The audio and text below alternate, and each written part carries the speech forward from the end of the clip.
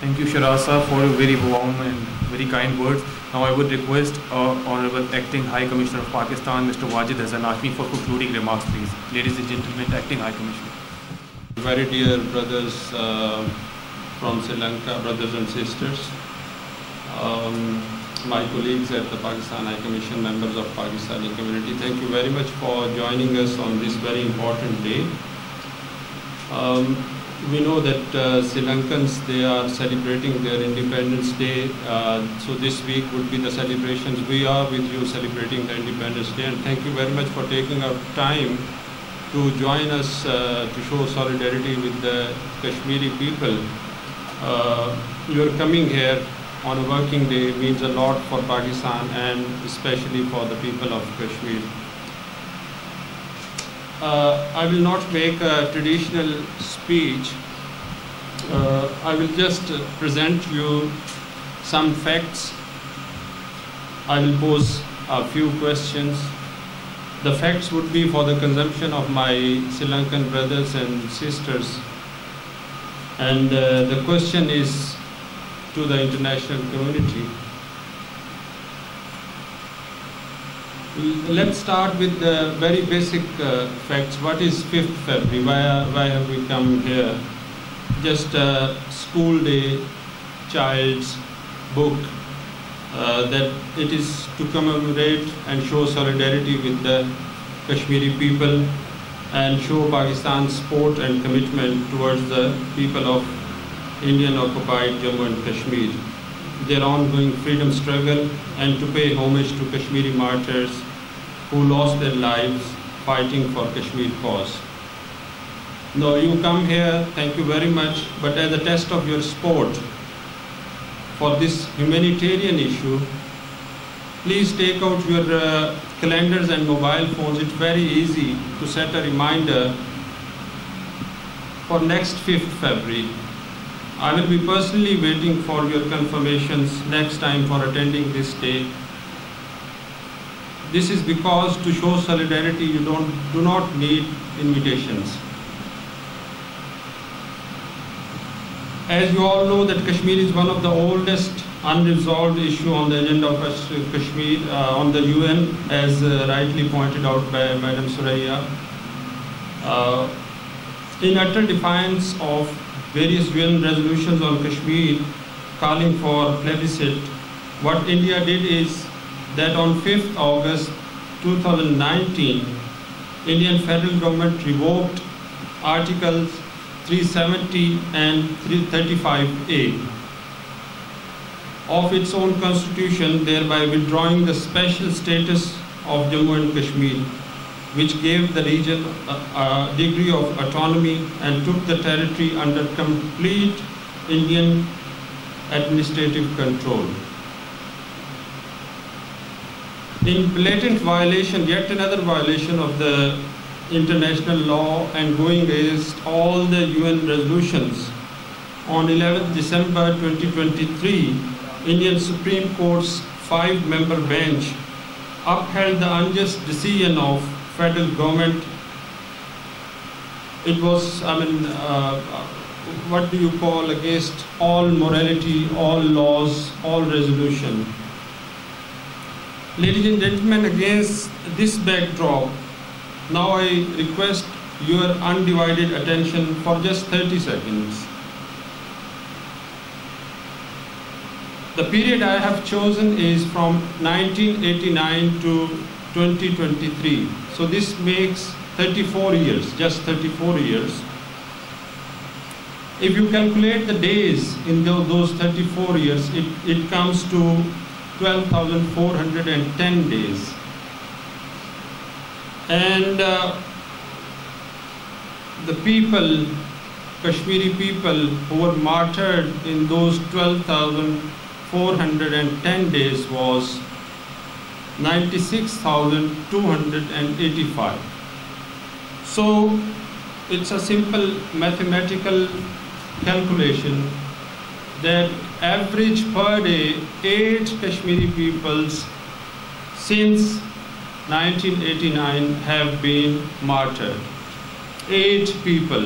And you know the international media media houses when we condemn every killing, not in the name of religion, but every killing. And when one person in the coveted landscape of Europe and North America is unfortunately killed, the whole media houses run a story of weeks and months. But here, on average, every day, 8 innocent Kashmiris have been killed in the last 34 years. Then I don't need to go through the custodian killings, civilians arrested, which is, by the way, 169,000, property destroyed, children orphaned, 107,000,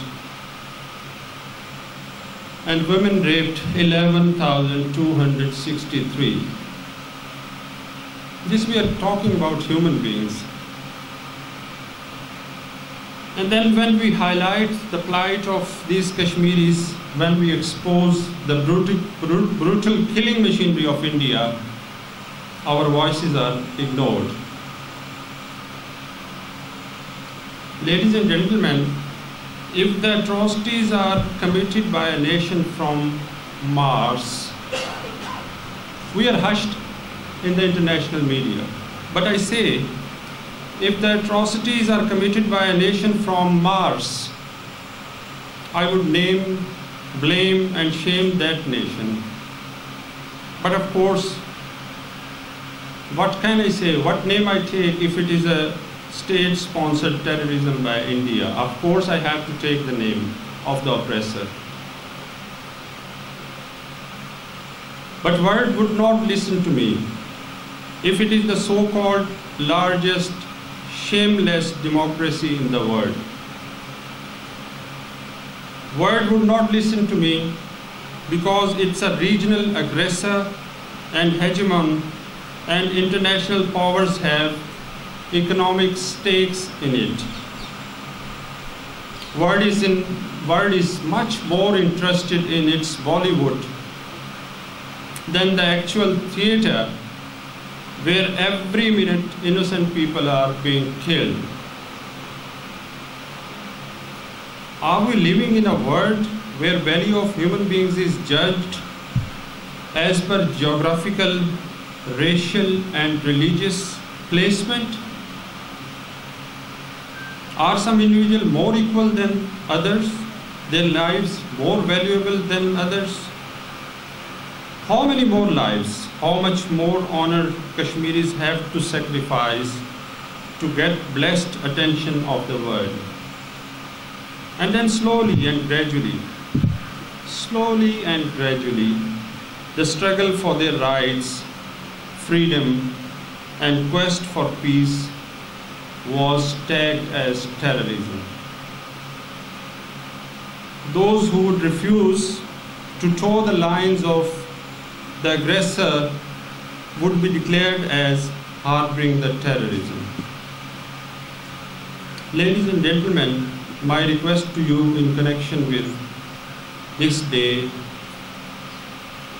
that we are commemorating is that for the sake of ethics, morality, and for the sake of humanity, please raise your voices at every available forum for the innocent Kashmiris.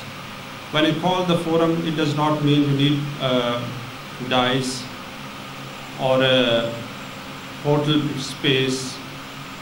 Your house is a forum. Please tell, when you go back, please tell your kids what's happening.